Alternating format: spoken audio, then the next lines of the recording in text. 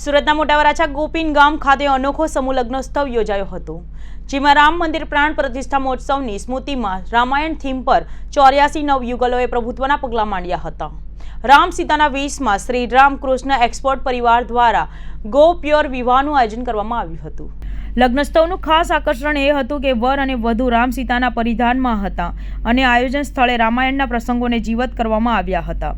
Beti Bachao, organ donation, પૈસા બચાવોના સંદેશો દરેક લોકો સુધી પહોંચાડવા પ્યોર વિવાહના પરિસરમાં રામલલ્લાની શોભાયાત્રાનું પણ આયોજન કરવામાં આવ્યું હતું, જેમાં સુરત શહેરના સિનિયર સિટીઝનોએ ઉત્સાહભેર ભાગ લીધો હતો।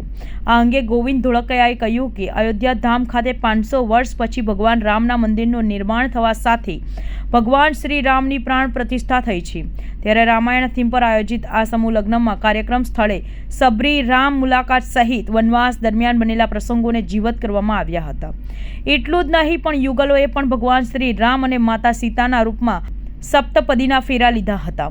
કુલ 84 યુગલોએ પરિણય સૂત્રમાં બંધાઈ દાંપત્ય જીવનની શરૂઆત કરી હતી। જયરામજી કે મિત્રો, તો આજે અમારી કંપની શ્રી રામકૃષ્ણ એક્સપોર્ટ દ્વારા એટલે કે SRK ફેમિલી મેમ્બરના આજે 84 સમૂહ લગ્નનું આયોજન કરેલ છે। દર વર્ષે કંપની કરે જ છે।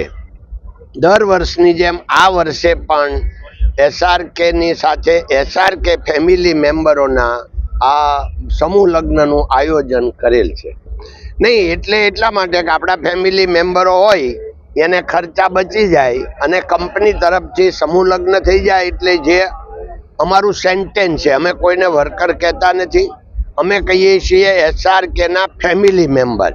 તો આ ફેમિલી મેમ્બર જે કહીએ છીએ એ ફેમિલી મેમ્બરની બોન્ડિંગ વધી જાય, એટલે જે અત્યારે ભેદભાવ થાય શેઠ કારીગરના ન થાય, કારણ કે અમે કંપનીમાં મને કોઈ શેઠ બોસ કહેતું નથી, મને બધા કાકા જ કહે, એટલે અમારી કંપનીમાં બધું ફેમિલી મેમ્બર ટકી રહે, કાકાની સાથે બધા છોકરાઓ જોડાય રહે, એટલે આ આયોજન વર્ષોથી કરીએ છીએ। અત્યાર સુધી કેટલા લોકોનું લગ્ન કરી ચૂક્યા છે? હવે આમ તો પાકો આંકડો તો મારી પાસે નથી, પણ લગભગ 500 થી વધારે, કદાચ 1000 થી વધારે સમૂહ લગ્ન કંપની દ્વારા થયા હશે। મહેમાનમાં કોણ કોણ ઉપસ્થિત રહ્યા હતા? મહેમાન તો ભાઈ દર વર્ષે અલગ અલગ હોય।